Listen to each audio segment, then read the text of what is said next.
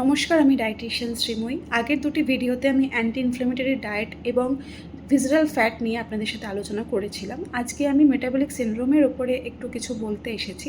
Metabolic সিনড্রোমটা কি? Metabolic syndrome is a cluster of diseases.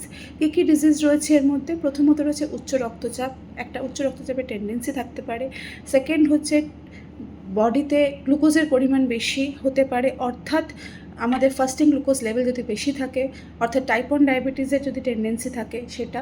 Third হচ্ছে ট্রাইগ্লিসারাইডের পরিমাণ যদি শরীরে বেশি থাকে, এবং গুড কোলেস্ট্রল অর্থাৎ এইচডিএলের পরিমাণ যদি আমাদের শরীরে অনেকটা কমে যায়, সেটা একটা পয়েন্ট। এবং আরেকটি পয়েন্ট হচ্ছে আমাদের যদি অ্যাবডোমিনাল ক্যাভিটি অর্থাৎ আমাদের যদি ওয়েস্ট সার্কামফারেন্স যদি অনেকটা বেশি থাকে, অর্থাৎ আমাদের মধ্যে যদি একটা সেন্ট্রাল ওবেসিটি টেন্ডেন্সি থাকে, তাহলে এইগুলোকে আমরা একত্রে মেটাবলিক সিনড্রোমের আওতায় আনতে পারি।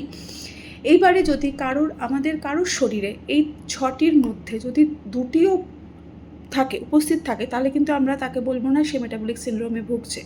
কিন্তু যদি দুটির বেশি অর্থাৎ 3টি থাকে, তখন কিন্তু আমরা বলবো যে হ্যাঁ, উনি মেটাবলিক সিনড্রোমের আন্ডারে রয়েছে, অর্থাৎ মেটাবলিক সিনড্রোমের আওতায় তিনি পড়ে গেছে। তো কিভাবে আমরা এই মেটাবলিক সিনড্রোম থেকে বেরিয়ে আসবো? প্রথমেই বলবো যে মেটাবলিক সিনড্রোম থেকে বেরিয়ে আসার এক এবং অদ্বিতীয় উপায় হচ্ছে এক্সারসাইজ। তো এক্সারসাইজ করলে কি হবে? আমাদের ফার্স্টলি যেটা হচ্ছে সেটা ফ্যাট বার্ন শুরু হয়ে যাচ্ছে, গ্লুকোজ ইউটিলাইজেশন বডিতে বাড়ছে, অর্থাৎ যেটা ফ্রি গ্লুকোজ বডিতে ঘোরাফেরা করছিল ইনসুলিন রেজিস্ট্যান্সের জন্য, সেটা কিন্তু আস্তে আস্তে ইনসুলিন সেন্সিটিভিটি ইনক্রিজ হচ্ছে এবং গ্লুকোজ অ্যাবজর্পশন রেটটা বাড়ছে। এর ফলে কি হচ্ছে? এর ফলে বডিতে অত্যাধিক যেটা আমাদের ফ্যাট বার্ন অর্থাৎ গ্লুকোজ বার্ন থেকে ফ্যাট বার্নে শিফট করে যাচ্ছে।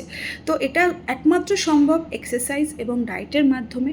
যদি আমরা এক্সারসাইজ এবং ডায়েট করি, তাহলে কিন্তু আস্তে আস্তে আমরা এই মেটাবলিক সিনড্রোম থেকে বাইরে বেরিয়ে আসতে পারবো, অর্থাৎ মেটাবলিক সিনড্রোম কিন্তু রিভার্স করা যায়।